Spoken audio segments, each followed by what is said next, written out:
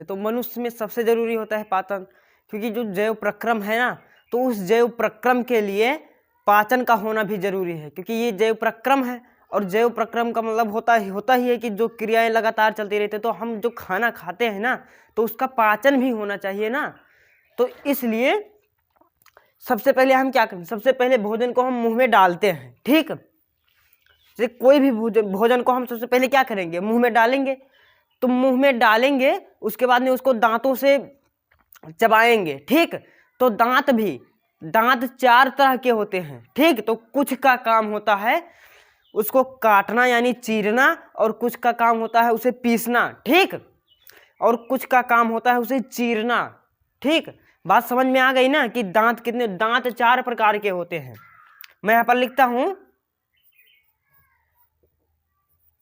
कृतज्ञ,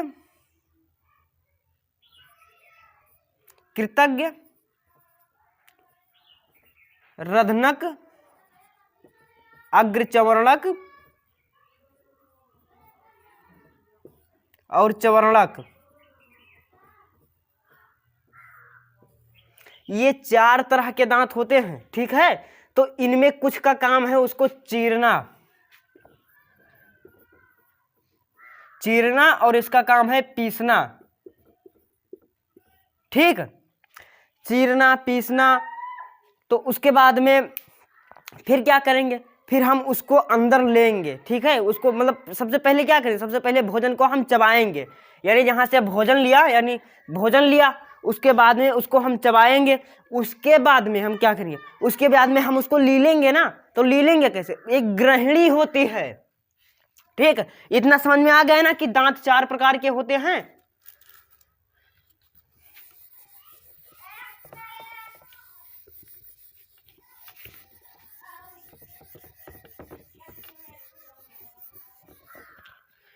इतना समझ में आ गया ना कि दांत 4 प्रकार के होते हैं।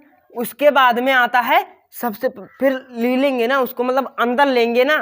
तो अंदर हम किसके जरिए लेते हैं, एक ग्रहणी होती है, ठीक, जिसका नाम है, एक नलिका होती है, ठीक, ग्रहणी, जो हमारे आमाशय तक जुड़ी रहती है, ठीक। लेकिन जब हम अपने मुंह में ही भोजन को चबाते हैं तो उसमें भी जो लार होता है, ठीक, लार, तो उसमें एंजाइम्स होती हैं, एमाइलेज या फिर टाइलिन, उसको 2 नामों से जाना जाता है। जो एमाइलेज होती है, तो एमाइलेज क्या करती है, कार्बोहाइड्रेट को ग्लूकोज में बदलती है, ठीक। तो जैसे मान लीजिए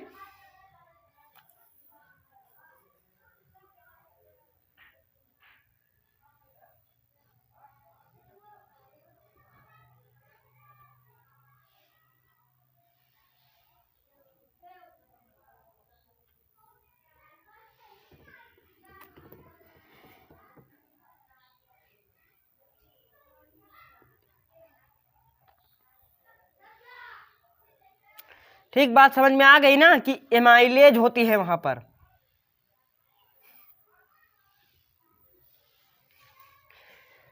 तो यहां पर तो भैया मुंह है, ठीक, ये मुंह है।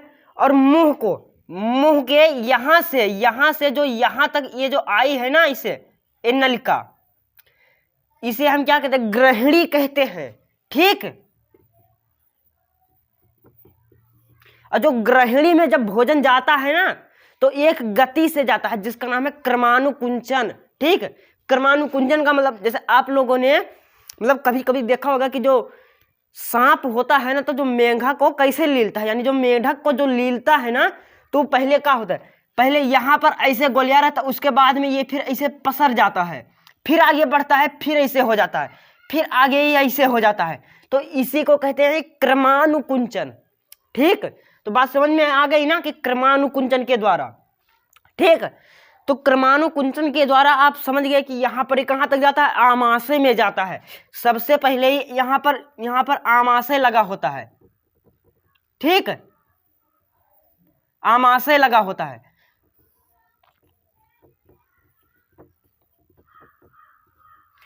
अब ये जब आमाशय में पहुंच गया, ठीक, तो आमाशय से यहां पर एक ओ आता है, बाइल जूस, यानी जो गैस्ट्रिक जूस, यानी जो जठर रस होता है, ठीक, जठर रस। यहां पर जठर रस आता है आमाशय में। आमाशय में जब जठर रस आता है तो यहाँ पर उसको क्या करता है, भोजन को तोड़ता है, ठीक, भोजन को तोड़ता है। लेकिन आमाशय में पूरी तरह से भोजन का पाचन नहीं होता है, ये समझ लीजिए आप लोग कि जो भोजन का पूरी तरह से पाचन आमाशय में नहीं होता है। भोजन का पूरी तरह से पाचन होता है छोटी आंत में, ठीक, जब आंत में जाएगा तब उसका पूरी तरह से पाचन होगा। लेकिन जब अभी ये यहाँ पर है ना, आमाशय में है, ठीक, तो आमाशय में 3 कोशिकाएं होती हैं, ठीक, आमाशय में 3 कोशिकाएं होती हैं, सहायक कोशिकाएं जिसे हम कह भी सकते हैं कि जो सहायक सेल होती हैं। यानी यहाँ पर 3 कोशिकाएं होती हैं, सहायक कोशिका,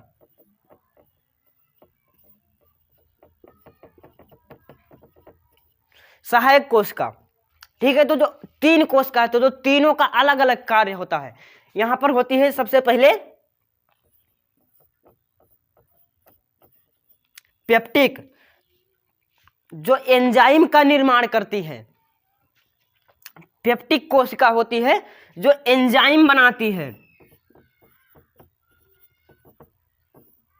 और यहां पर होती है ऑक्जेंटिक,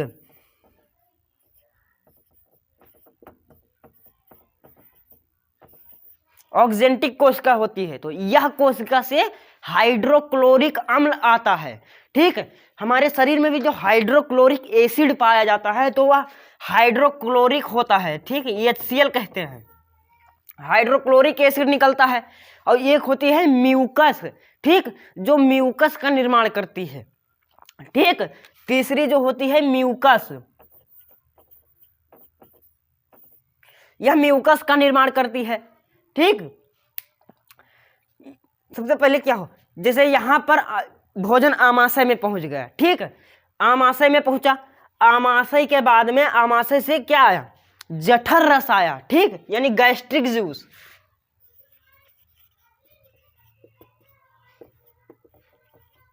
गैस्ट्रिक जूस आया, ठीक है। और सिर्फ गैस्ट्रिक जूस ही नहीं रहता है, उसके साथ में एंजाइम्स भी रहती हैं, ठीक, एंजाइम्स भी रहती हैं और HCl भी रहता है, ठीक, हाइड्रोक्लोरिक एसिड, ठीक। तो जो हाइड्रोक्लोरिक एसिड और उस जठर रस की उपस्थिति में टूटता है, ठीक, लेकिन यहां पर पूरी तरह से नहीं टूटता है, ठीक है। जैसे यहां पर जो कार्बोहाइड्रेट वाला होता है, यानी जो हमारे भोजन में क्या होता है, हमारे भोजन में सिर्फ पोषक तत्व ही तो होते हैं, ठीक, कार्बोहाइड्रेट, वसा, विटामिन, प्रोटीन, खनिज लवण तथा जल, ये 5 ही तरह के पोषक तत्व होते हैं। तो यहाँ पर जो कार्बोहाइड्रेट होता है, आमाशय में जो कार्बोहाइड्रेट होता है, तो उसका यहाँ पर जैसे ही हमने उसे मुंह में डाला, उसका पाचन तुरंत ही शुरू हो जाता है कार्बोहाइड्रेट का, ठीक। कार्बोहाइड्रेट का ग्लूकोज में बदलना शुरू में ही शुरू हो जाता है, एमाइलेज या टाइलिन की उपस्थिति में। हमारे लार में क्या होता है, लार में जो एंजाइम्स ही तो पाए जाते हैं, ठीक। तो लार में 2 तरह के होते हैं, यानी जो एक ही होता है तो उसका 2 नाम होता है, टाइलिन या फिर एमाइलेज, ठीक। तो उसकी उपस्थिति में कार्बोहाइड्रेट ग्लूकोज में बदल गया। अब बाकी क्या बचा, प्रोटीन, वसा और विटामिन, ठीक। तो जो वसा और विटामिन होते हैं, वसा होता है तो वसा यहाँ पर नहीं पचता है, यानी जो यहाँ पर नहीं पचता है, ठीक। यहां से इसे कुछ बनी रहती हैं नलिकाएं, ठीक, और यहां पर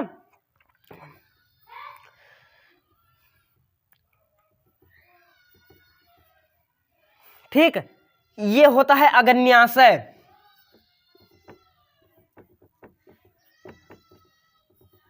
ये होता है क्षुद्रांत, जिसे हम छोटी आंत भी कहते हैं, ठीक। और यहां पर होता है बृहदांत्र, बृहदांत, जिसे हम बड़ी आंत कहते हैं, ठीक, बृहदांत में। तो यहां से भोजन, फिर यहां से भोजन ही निकलेगा, यहां से भोजन ही कहां पहुंचेगा, यहां पर छोटी आंत में आएगा, ठीक है। तो जो छोटी आंत में होता है, तो छोटी आंत में जब वसा का पाचन होता है तो उसे इमल्सीकरण कहा जाता है, ठीक है, इमल्सीकरण, ठीक, इमल्सीकरण भी होता है। और यहाँ पर फिर आखिर में होता है मलाशय, मलाशय और गुदा द्वार।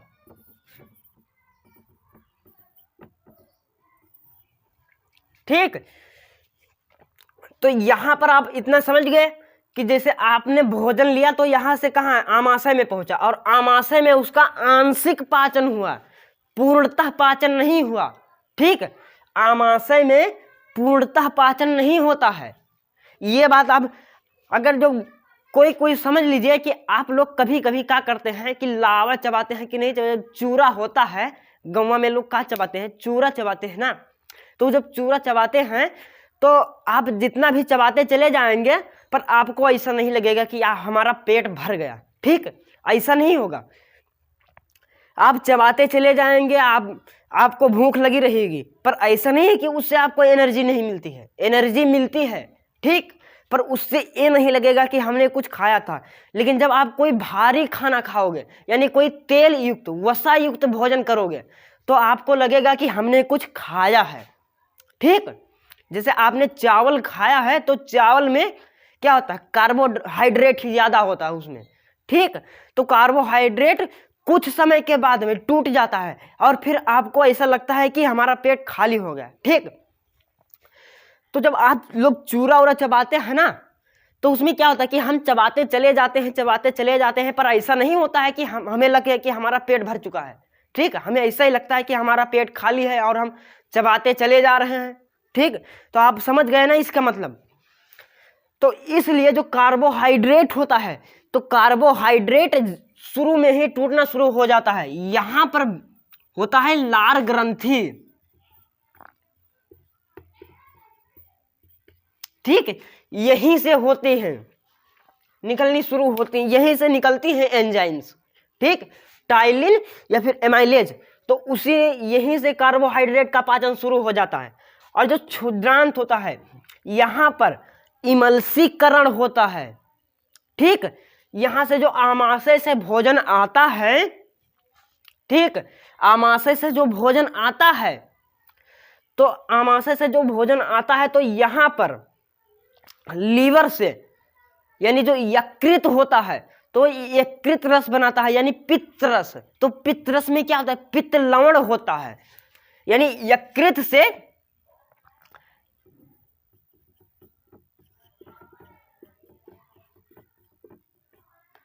से पित्त रस आता है, यानी बाइल जूस। ठीक, पित्ताशय जिसे कहते हैं, गाल ब्लैडर। ठीक, बात समझ में आ गई ना, गाल ब्लैडर।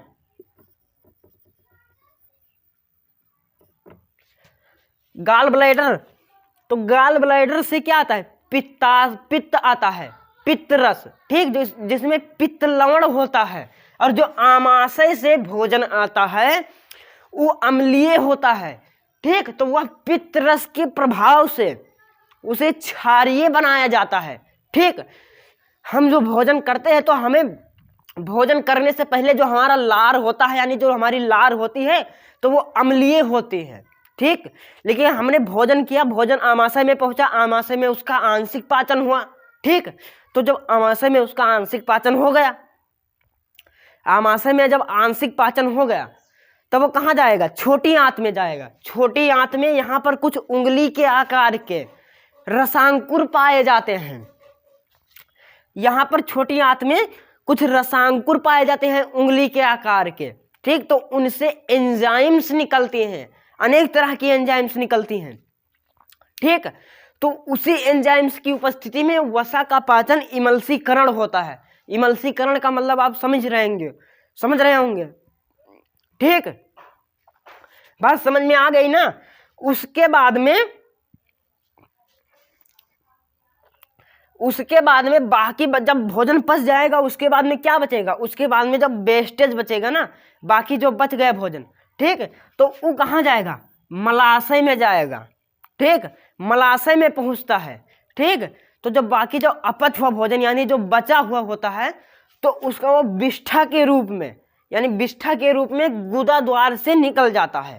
ठीक, गुदा द्वार से निकल जाता है। लेकिन जो हमारे पैनक्रियाज होती है यहाँ पर अगन्या से, अब यहाँ पर आती है पाचक ग्रंथि। ठीक, पाचक ग्रंथि क्या क्या होती है, तो पाचक ग्रंथि में लीवर भी एक यानी यकृत एक ग्रंथि है, ठीक। यकृत भी एक ग्रंथि होती है, ठीक। तो इतना समझ में आ गया ना बच्चों को? बच्चे चाहे तो लिख भी सकते हैं साथ साथ में।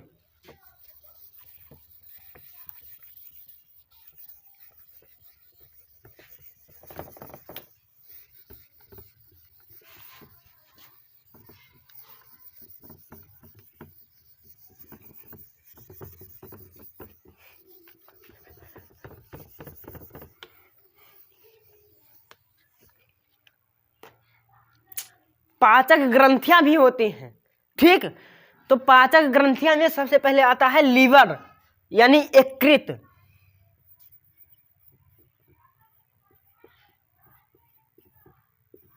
ठीक।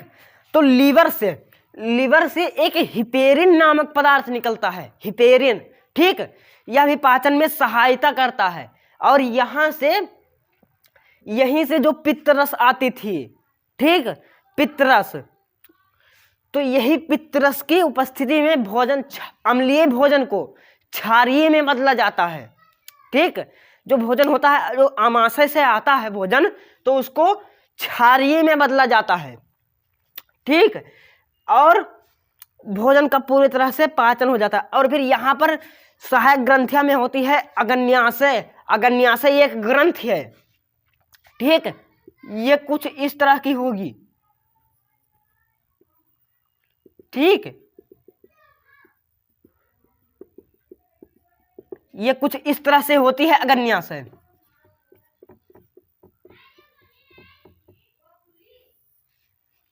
ठीक। तो अग्न्याशय से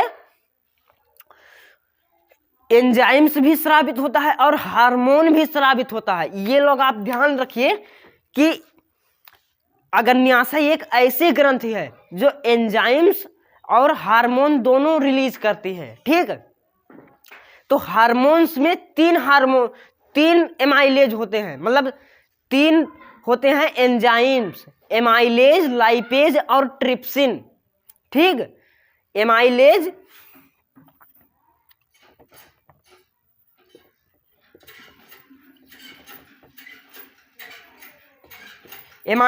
लाइपेज, ठीक। एमाइलेज, लाइपेज और ट्रिप्सिन।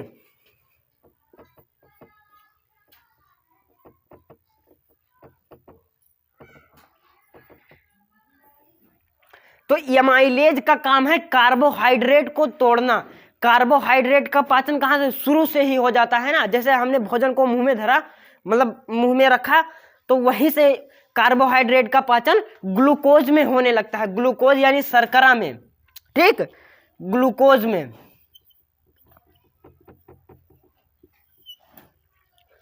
और यह लाइपेज का काम है, वसा का पाचन करती है। ये लाइपेज जब तक नहीं आएगी तब तक वसा का पाचन नहीं होगा। और वसा का पाचन होता है वसा अम्ल में, ठीक, वसा अम्ल में या ग्लिसरिक अम्ल में।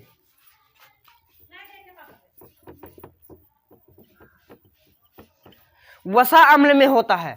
और जो ट्रिप्सिन होती है यह प्रोटीन को, ठीक, बचे हुए प्रोटीन को, जो हमारे जो यहां से आमाशय से और छोटी आंत से बच जाता है प्रोटीन, तो उसका पाचन पेप्टोन में क्या होता है कि जो प्रोटीन होती है, प्रोटीन की छोटी इकाई क्या होती है? छोटी इकाई होती है एमिनो एसिड। जो प्रोटीन होता है ना, तो एमिनो एसिड के 1000 अणुओं से मिलकर बना होता है, ठीक। और जो होता है ना, और जो क्या कहना, स्टार्च का मतलब समझ रहे हैं? तो स्टार्च ग्लूकोज के 1000 अणुओं से मिलकर बना होता है एक स्टार्च का एक अणु ग्लूकोज के 1000 के अणुओं के बराबर होता है, ठीक। तो यहां पर प्रोटीन का पाचन, ठीक, प्रोटीन का पाचन पेप्टोन में होता है, पेप्टोन में और अमीनो एसिड में, ठीक, अमीनो अम्ल में। प्रोटीन का पाचन पेप्टोन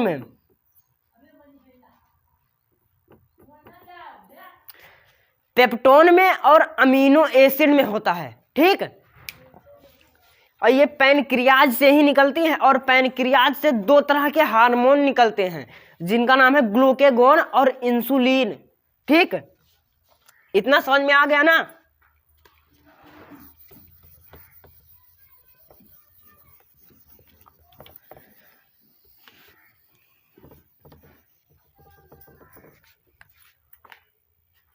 और यहां से दो तरह के हार्मोन भी निकलते हैं, एक का नाम है ग्लूकेगॉन और एक का नाम है इंसुलिन। ठीक, जब हमारे शरीर में, ठीक, जैसे मान लीजिए हमारे शरीर में जब ग्लूकोज की मात्रा बढ़ जाती है, ठीक, हमारे जो ब्लड होता है यानी जो हमारा रक्त होता है, ठीक, जब उसमें ग्लूकोज की मात्रा ज़्यादा बढ़ जाती है तो हमें क्या होता है, हमें शुगर हो जाता है, यानी जो मधुमेह रोग कहते हैं उसे।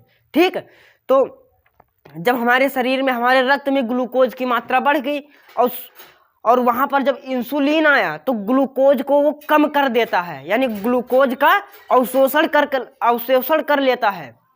ठीक, अवशोषण कर लेता है, जिससे हमारे शरीर में ग्लूकोज की मात्रा ना बढ़े। ठीक, और जब ग्लूकोज की कमी भी हो जाती है तो जो ग्लूकोन होता है, ग्लूकेगॉन, ठीक, तो वो ग्लूकोज की मात्रा बढ़ा भी देता है। ठीक, ये एक दूसरे के विपरीत कार्य करते हैं। यहां पर जैसे इंसुलिन होता है, इंसुलिन और ग्लूकेगॉन,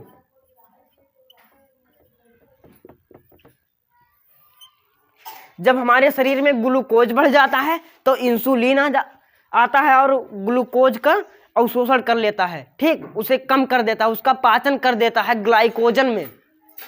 ठीक, और जो ग्लूकेगॉन होता है तो जब हमारे शरीर में क्या होता है कि ग्लूकोज की मात्रा घट जाती है तो उसे ये बढ़ा देता है। ठीक, तो अब बात समझ में आ गई ना कि पाचन का पूरा सब समझ में आ गया है ना। तो जय हिंद।